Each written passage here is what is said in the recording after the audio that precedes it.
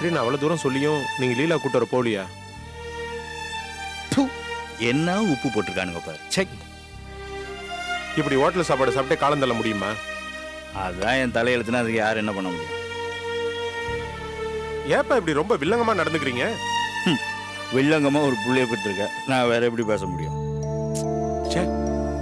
என்ன உச்சி கொட்டுறேன்? நான் ஏதாவது தப்பா பேசிட்டேனா?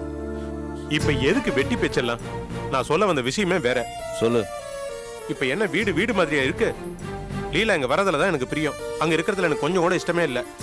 இப்ப தேவையில்லாம வேலைக்கு வேற போறாங்கறா. இதெல்லாம் தேவையா? இத பார், தேவையில்லைங்கிறத லீலா முடிவு பண்ணும், நீ நானும் இல்ல. என்னப்பா சாப்பிட ஆரம்பிச்சிட்டீங்க? ஏண்டா, உன்னை பெத்ததுக்காக இது கூட நான் சாப்பிடக்கூடாதா? பேசிட்டு இருக்கிற நான் என்ன பைத்தியக்காரனா? ஏன்னா நீ பேசுறத காது கேட்க போகுது, வாய் என்ன பண்ண போகுது? அதான் நான் சாப்பிட்டுட்டு இருக்கேன். பேசுறத காதுக்குள்ள கேட்டுக்கிட்டே சாப்பிடுறேன். பேசு. சரி சரி, நான் ஒரு முடிவுக்கு வந்துட்டேன். என்ன நீயும் சாப்பிடணும்னா இந்த உனக்கும் ஒரு பொட்டணம் வாங்கிட்டு வந்திருக்கேன், சாப்பிடு. ஏப்பா இப்படி எடக்கு முடுக்கா பேசிட்டு இருக்கீங்க?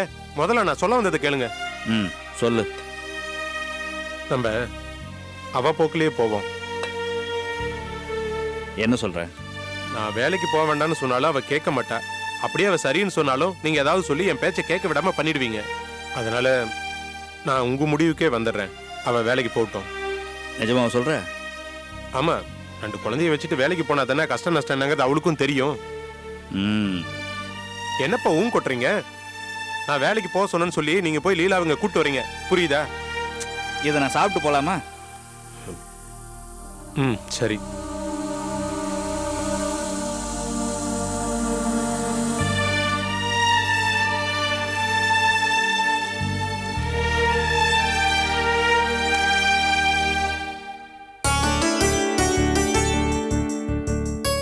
இந்தாம்மா, டீசல் ஆயில் வாங்கின ரெசிப்ட் என்ட்ரி பண்ணிக்க.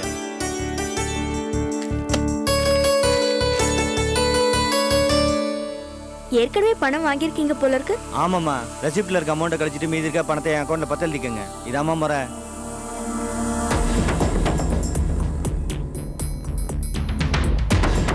முறைலாம் சரிண்ணே. இது என்ன பில்ல அடுத்தல் திருத்தல்? அதுவும் எத்தனை லிட்டர் எவ்வளவு பணம்ன்ற இடத்துல? அது வந்து என்ன கேட்டா எனக்கு என்னமா தெரியும்? பில்லு கொடுத்தது நீங்க தானே, உங்ககிட்ட தானே கேட்க முடியும். என்னம்மா நீங்க? நான் டீசல் போட்டு ரசீது கேட்கிறேன், கடைக்காரன் போட்டு தரான். அந்த கம்நாட்டி ஏதாவது இருக்குன்னா நான் என்னமா பண்றது? அப்படியா? இந்த பில் போட்ட கம்நாட்டி கிட்ட போயிட்டு இந்த மாதிரி அடித்தல் திருத்தலோட பில் போட்டு கொடுத்தா எங்க கம்பெனில இருக்கிற கம்நாட்டிக்கு வாங்க மாட்டாங்கன்னு சொல்லணும். என்னம்மா நீங்க இப்படி சொல்லிக்கிட்டு? வேற எப்படி பேசுறது? நீங்க எப்படி பேசுறீங்களோ அப்படிதானே நானும் பேச முடியும். அது வந்து பில் போட்டவன் ஒரு சின்ன பையன். இந்த பில்ல பெட்ரோல் பங்கோட போன் நம்பர் இருக்கு. இந்த பில்லோட நம்பர் சொன்னா அவங்க கிட்ட கார்பன் காப்பி இருக்கும். எத்தனை லிட்டர் எவ்வளவு பணம்னு இப்போ என்னால போன் பண்ணி தெரிஞ்சுக்க முடியும். 1.25 ரூபாய் தான் செலவு. கேட்கட்டுமா? ஏமா, தயவு செஞ்சு என்ன மன்னிச்சிருமா. இனிமே சத்தியமா இந்த மாதிரி தப்பு பண்ண மாட்டேமா. இங்க பாருங்கண்ணே, இந்த நாட்டுல ஒரு கௌரவமான வேலை கிடைக்கிறதும் ஒரு நல்ல முதலாளி அமையறதும் குதிரை கொம்பா இருக்கு. நம்மள நம்பி அவங்க வேலைக்கு வைக்கிறாங்க. அவங்களுக்கு துரோகம் பண்ணா அந்த பணம் நம்ம உடம்புல ஒட்டாது. கண்டுபிடிக்க மாட்டாங்கன்ற தைரியத்துல தப்பு பண்றீங்க. கண்டுபிடிக்காமே இருக்கட்டும், ஆனா உங்களுக்குன்னு ஒரு மனசாட்சி இல்ல, அது உறுத்தாது. உங்க மரியாதையை நீங்களே குறைச்சிக்கிற மாதிரி இல்ல இது. தப்புதாம்மா, மன்னிச்சுக்கமா. இப்ப நீங்க இந்த கம்பெனியை ஏமாத்திட்டு வீட்டுக்கு போறீங்க. வீட்டுக்கு போனதுக்கு அப்புறம் யார பார்த்தாலும் சந்தேகம் வரும். பொண்டாட்டி புள்ளைங்க யார பார்த்தாலும் அவங்க நம்மள ஏமாத்துறாங்களோன்னு சந்தேகம் வரும். ஏன்னா நீங்களே ஏமாத்துக்காரரா இருக்கும்போது உலகமே ஏமாத்துற மாதிரி தான் தெரியும். நிம்மதி போயிடும்னு புரியுதா? அம்மா, 50-100க்கு ஆசைப்பட்டு இந்த மாதிரி பெரிய தப்பா பண்ணிட்டேன். இனிமே சத்தியமா இந்த மாதிரி தப்பு பண்ண மாட்டேம்மா. என் பொழப்ப கெடுத்துறாதம்மா. சரி போங்க. வரேம்மா.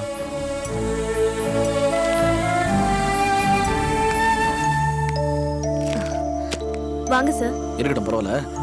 வேலையெல்லாம் எப்படி போயிட்டு இருக்கு? நல்லா போயிட்டு இருக்கு சார். அப்புறம் ஒரு விஷயம் சொல்லுங்க. ஆனா அது தெரிஞ்ச மாதிரி சம்பந்தப்பட்ட ஆள்கிட்ட நீங்க காட்டிக்க கூடாது. இது என்னோட ரிக்வெஸ்ட். எதுக்கு சஸ்பென்ஸ்? இந்த கிளீனர் விஷயம் தானே? உங்களுக்கு எப்படி தெரியும்? நீங்க அவங்ககிட்ட பில்லு கேட்கும்போது நான் வெளியே வந்து நின்னுட்டேன். சரி இந்த விஷயத்தை நீங்க எப்படி தான் டீல் பண்றீங்கன்னு பாப்போமேனு தான் வெயிட் பண்ணி வாட்ச் பண்ணேன். சும்மா சொல்லக்கூடாது, ரொம்ப பிரமாதமா டீல் பண்ணீங்க. நிஜமாவா சார்? நிச்சயமா. உங்களுக்கு எப்படி அவன் மேல டவுட் வந்துச்சு? முதல்ல நானும் சாதாரணமா தான் கேட்டேன். ஆனா உடனே அவர் டென்ஷன் ஆயிட்டாரு. அதுவும் இல்லாம அவர் பேசின விதம் சரியில்லை. அது தெரிஞ்சுக்கிட்டு உங்ககிட்ட கூட்டிட்டு வராம நானா ஒரு முடிவெடுத்து அது உங்ககிட்ட சொல்றது தப்புதான். இருந்தாலும் முதல் தடவை தப்பு பண்றவரை மன்னிச்சு விடுறது தான் சரியான தண்டனை. அதையும் மீறி அவர் தப்பு பண்ணாருன்னா அது அவரோட தலையெழுத்து. நான் சொல்றது சரிதானே? அடேங்க அப்பா, எங்கேயோ இருக்கீங்க சக்தி. நான் காலையில் இந்த சேலத்துக்காரர் வரும்போது கொஞ்சம் தடுமாறுனீங்கல்ல, அப்ப மனசுல ஒரு சின்ன டவுட்டோட தான் இருந்தேன். ஆனா சும்மா சொல்லக்கூடாது. இப்போ நீங்க உங்ககிட்ட பேசின விதம், அப்ரோச் பண்ண முறை, முதல்ல தப்பு பண்ணா மன்னிச்சு விடணும் அப்படின்னு நீங்க எடுத்த முடிவு எல்லாமே ரொம்ப நல்லா இருக்கு. பாராட்டுற மாதிரி இருக்கு. Very good, keep it up. Thank you sir. ரொம்ப நல்ல விஷயம். இனிமேல் நான் நிம்மதியா எங்க வேணாலும் போலாம். இந்த கம்பெனி உங்ககிட்ட ஒப்படைச்சிட்டு எனக்கு நம்பிக்கை வந்துச்சு. Thank you so much. ஓகே.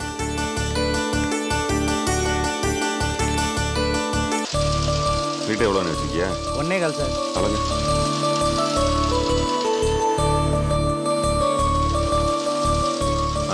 சரி ஓகே. அதை எடுத்து வை.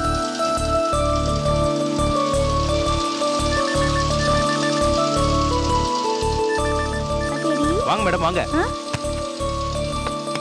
உட்காருங்க. சாரிங்க. அந்த இங்கே தான் மேடம் இருக்கார், கூப்பிடவா? வேணாம் வேணாம். மேடம் குடிக்க கூட்டிங் சார் ஆஹா அதெல்லாம் ஒன்றும் வேணாம். என்னது தச்ச துணியா? கிட்டத்தட்ட முடிஞ்ச மாதிரி தான் மேடம் இருக்கு. கிட்டத்தட்டனா? பட்டன் தச்சு பேக் பண்ணி பார்சல் அனுப்புற வேலை தான் பாக்கி மேடம். இதை பாருங்க, காலத்துல இதெல்லாம் டெலிவரி பண்ணணும். லேட் எல்லாம் பண்ணக்கூடாது. என்ன புரிஞ்சுதா? புரிஞ்சுது. என்ன முதலாளியம்மா, என்ன பண்ணிட்டு இருக்கிய? ஒன்றும் இல்லைங்க. இந்தாங்க இவ்வளோ பிடிங்க. ஏய் செல்வி, வாடா வாடா வாடா வாடா வாடா. ஏங்க பசிக்கல? பயங்கரமா பசிக்குது, சாப்பாடு போடு. சாப்பிடுங்க. உள்ள போயிடலாம்.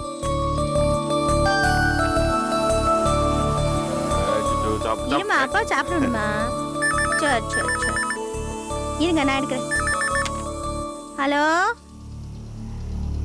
ஹலோ, ஏங்க பேசாம இருக்கிறதுக்கு இப்படி ஃபோன் பண்ணீங்க? யாருங்க? ஹலோ, போன் எப்படி கொடு. பேசவே மாட்டேங்கிறாங்க. ஹலோ, யார் பேசுறீங்க? ஹலோ மாமா, நான் தான் விஜி பேசுறேன். என்னம்மா? சொல்லு விஜி. மாமா, உங்ககிட்ட ஒன்று கேட்பேன், சொல்வீங்களா? என்ன விஜி, என்ன விஷயம்? சமீபத்துல ஏதோ ஒரு ஆர்டர் ஒத்துட்டு இருக்கீங்களா? ஒரு 4-5 ஆர்டர் வந்திருக்கு. அதுல எதை கேக்குற? அது இல்ல மாமா, கம்மியான ரேட்ல யூனிஃபார்ம் பண்றதுக்கு ஒத்துட்டு இருக்கீங்களா? அது நீ எதை பத்தி கேக்குறேன்னு தெரியலையே. ஒரு ஷர்ட் தைக்கிறதுக்கு 30 ரூபாய் கம்மியில ஏதாவது ஆர்டர் எடுத்திருக்கீங்களா? பொதுவா 30 ரூபாய்க்கு கம்மி யாருக்குமே பண்றது இல்ல. ஆனா இப்போ ஒரு பார்ட்டிக்கு மட்டும் ஒரு 25 ரூபாய்க்கு ஒத்துக்கிட்டு இருக்கேன். அப்படியா? சரி மாமா, இதை கேட்க தான் ஃபோன் பண்ணேன். ஏன் விஜி, எதுக்கு இவ்வளவு நேரம் கேக்குற? அதெல்லாம் எதுவும் இல்லை மாமா, உங்க பிசினஸ் எப்படி இருக்குன்னு தெரிஞ்சுக்கலாம் தான். ஏன் நான் கேட்க கூடாதா? இல்ல அது கேட்கல, திடீர்னு கேக்குறியே, அதான் என்னன்னு புரியாம. நாளுக்கு நாள் பிசினஸ்ல மாறிட்டே இருக்கு இல்லையா, என்னன்னு தெரிஞ்சுக்கிறதுக்காக தான். சரி மாமா, நான் வச்சிடுறேன்.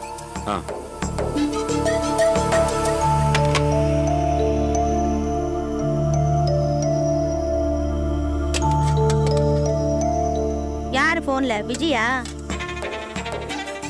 ஏன் மாமா ஆளுக்கு எனக்கு அறிவுரை சொல்றீங்கல்ல? இப்ப பாத்தீங்களா, போன் எடுத்து ஹலோ ஹலோ யார் பேசுறதுன்னு கேக்குற. என் குரலை கேட்டு ஏதாவது பதில் சொன்னா பாருங்க. நீங்க எல்லாம் எனக்கு தான் புத்தி சொல்றீங்க. அவளுக்கு ஏதாச்சும் சொன்னீங்களா? வாய் மட்டும் சும்மா இருக்கியா? நல்லா பதிச்சு சாப்பிட்டு இருக்கேன். சாப்பிடணும் வேணாமா? சும்மா தொண டேஸ்ட். சரி சரி சாப்பிடுங்க.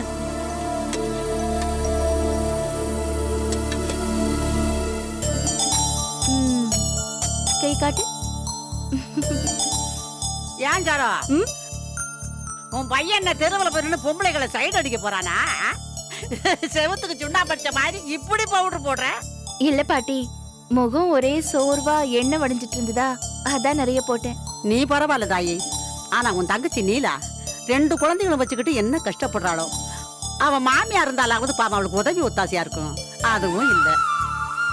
ஆமா பாட்டி, அவங்க இருந்திருந்தாங்கன்னா இந்நேரம் பேத்திங்களை பார்த்து பூரிச்சு போயிருப்பாங்க. லீலாவோட பாதி சிரமம் குறைஞ்சிருக்கும். அவளுக்கு தான் அதுக்கெல்லாம் கொடுத்து வைக்கல. அது சரி சரோ, உன் தங்கச்சி அழகர் குலத்தை விட்டு புள்ள குட்டிகளை தூக்கிட்டு புருஷன் வீட்டுக்கு என்னைக்கு வர்றா? நான் அவளை பார்க்கணும்னு ஆசையா இருக்குமா. வந்துருவா பாட்டி. இங்கே குழந்தைங்கள கூட்டிட்டு வந்தா பாத்துக்கிறதுக்கு ரொம்ப சிரமம் இல்லையா? இங்கதான் யாருமே இல்லையே உதவிக்கு. அடேங்கப்பா, அழகர் குளத்துல மட்டும் மாத்தி மாத்தி பாத்துக்கிறதுக்கு ஆள் இருக்கா? அங்க எந்த பொம்பளை இருக்கா? அங்க இருக்கிறது ஒண்ணுதான், இங்க இருக்கிறதும் ஒண்ணுதான். ஏன் ராசு அப்படி சொல்ற? அவருக்கு என்ன குறை? தாய்க்கு தாயாவும் தகப்பனுக்கு தகப்பனாவும் தாயும் மாணவர் மாதிரி 5 பிள்ளைகளை பெத்து வளர்த்து பெரிய ஆளாக்குனவர். இந்த 2 பிள்ளைய வளர்க்கறதான் அவருக்கு பெரிய கஷ்டம். ஆமா, அவரை நீதான் மெச்சுக்கணும். அந்த மனுஷனோட ராசிதான் இப்ப ரவிய லீலாவையும் புடிச்சுக்கிட்டு இருக்கு போல. இருக்கிற பொண்ணுங்க எண்ணிக்கை பத்தாதுங்கிற மாதிரி இந்த லீலா வேற 2 பொட்ட பிள்ளைங்களை பெத்து வச்சிருக்கா. பாவம் அந்த ரவி. ஏற்கனவே ஆட்ட களவாண்டவ மாதிரி முழிச்சுக்கிட்டு அலைவான். இப்போ ஆணை களவாண்டவ மாதிரி முழிக்க போறான் பாரு. இதுங்க 2ஐயும் வளர்த்து படிக்க வச்சு கட்டி கொடுத்து பாவம் தான் அந்த ரவி. அப்படி பேசாத ராசம். உனக்கு கூட தான் ஒரு பேத்தி வந்திருக்கா, அதை மறந்துட்டு பேசினா எப்படி? ஏ கிழவி, வாய கொஞ்சம் கழுவு. யாருக்கு யார என போட்டு பேசுற? ஏன் பேத்திக்கு என்ன? அவ ராசாத்தி. சீமா வீட்டு புள்ள மாதிரி அவ பிறந்ததுமே நிர்மலா பேர்ல 2 லாரி நிக்குது. அப்படி ஒரு யோகம். எப்ப என் மகனுக்கு நடராஜன் பிறந்தானோ அப்பவே நான் முடிவு பண்ணிட்டேன், என் மகளுக்கு ஒரு பொண்ணுதான் பிறக்கும்னு. என் பேரனுக்கும் பேத்திக்கும் கல்யாணம் பண்ணி அதை நான் பார்க்கணும் கிழவி.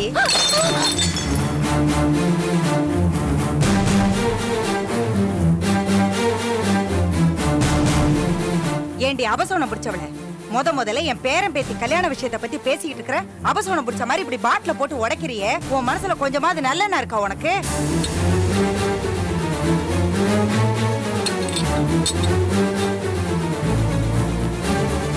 என்னடி, என்ன முறப்பு? திமிர் பண்றியா? என்னடி உனக்கு அப்படி பார்வை? ஏன் அத்தை, பச்சை குழந்தைங்கள பத்தி இப்பவே இப்படி எல்லாம் பேசுறது நல்லவா இருக்கு? ஏன் பேசினா என்ன? அவ ஏன் பேத்தி, இவ ஏன் பேரன். அதுகளை பத்தி என்ன வேணாலும் பேசுறதுக்கு எனக்கு உரிமை இருக்கு. அவ என் மக, அத மறந்துட்டு பேசாதீங்க. என்ன வாய் வளருதா உனக்கு? ஏத்து பேசுறது மட்டும் இல்லாம ஏன் மகன்னு என்கிட்டயே திமிரா பேசுறியா? பாத்திய கிழவி, என்னமோ இவ மகனாம் இல்ல, ஏன் புள்ள இல்லாம எங்க இருந்து இவளுக்கு பையன் வந்தான்? ஏன் ராசம் இப்படி எல்லாம் பேசுற? உனக்கு இவன் எப்படி பேரனோ அது மாதிரி அவளுக்குமே மகன். சரோ பேசுறதுல என்ன தப்பு இருக்கு? நீ பேசுற மாதிரி அவன் மகனை உரிமை கொண்டாடி பேசுறா. சரியான விட்டு தள்ளுவியா? இது போய் பெருசு பண்ணி பேசிக்கிட்டு இருக்கியா? நீ இப்படிதான் பேசுவ. அவ ஊமை மாதிரி இருந்துகிட்டு அப்பப்ப இப்படிதான் கொளுத்தி போட்டுக்கிட்டே இருப்பா. இருக்கட்டும் இருக்கட்டும், என் புள்ள வரட்டும், பாத்துக்கிறேன்.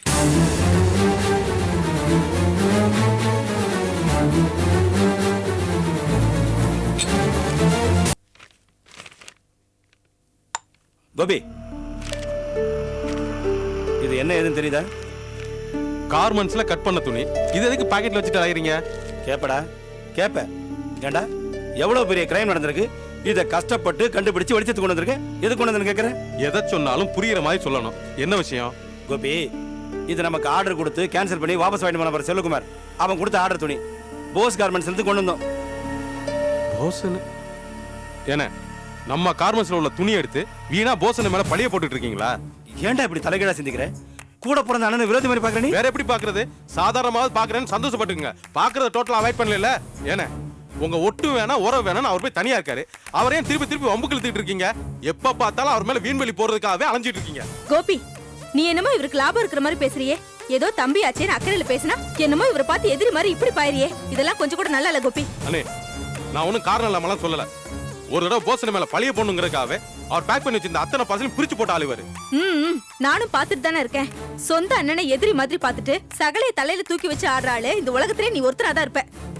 வேணா நீ போதும். இது எனக்கு அண்ணனுக்கும் உள்ள பிரச்சனை. இதுல நம்ம 2 பேரும் சண்டை போட்டுக்கிறது அசிங்கமா இருக்கு. அப்படின்னா நீ இனிமே இவரை பத்தி தப்பா பேசக்கூடாது. சரி, தப்பா பேசல. இனிமே அவர் வேலையை மட்டும் பார்த்து சொல்லுங்க. அடுத்த ஆள் பிரச்சனை நுழைஞ்சு அசிங்கப்பட வேணாம்னு சொல்லுங்க. தேவையெல்லாம் பண்ணிருந்தான்னு வச்சுங்க, அப்புறம் என்ன நடக்கும்னே தெரியாது. சொல்லுவீங்க அத முதல்ல.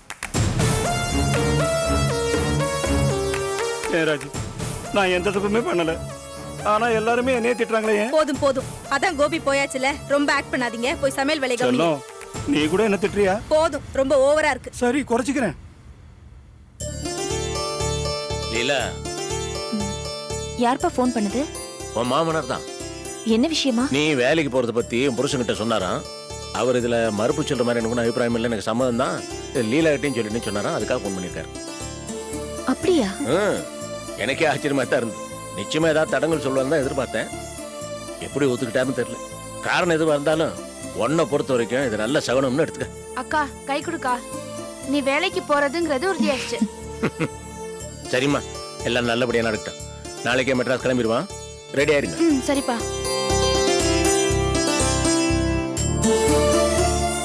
அக்கா, அப்பா எவ்வளவு ஸ்வீட்டான நியூஸ் சொல்லியிருக்காரு. நீ ஏன்க்கா டல்லாவே இருக்க? வேலைக்கு போறதுன்றது என்னோட கனவுக்கா. இப்போ நீ வேலைக்கு போறேன்னு நினைக்கும் போது எவ்வளவு சந்தோஷமா இருக்கு தெரியுமா? ஏன் டல்லா இருக்குன்னு கேக்குறேன்ல, சொல்லுக்கா. இல்ல பவானி, உன் மாமா சட்டுன்னு ஒத்துக்கிட்டாருன்னா எனக்கு ஆச்சரியமா இருக்கு. அதான் அவரே ஓகேன்னு சொல்லிட்டாரே, அப்புறம் என்ன? அதான் ஆச்சரியமா இருக்குன்னு சொன்னேன். அக்கா, மாமா ஒத்துக்காம இருந்தா கூட நீ வேலைக்கு போற ஐடியால தானே இருந்த. இப்ப அவரே சரின்னு சொல்லிட்டாரு, பிரச்சனையே இல்ல. நீ திரும்ப திரும்ப அதே நினைச்சு ஏன் குழம்பிட்டு இருக்க? அதெல்லாம் விட்டு தள்ளுக்கா. காலையில சீக்கிரம் கிளம்பணும்னு அப்பா சொன்னாங்களே, சீக்கிரம் போய் தூங்க என்ன.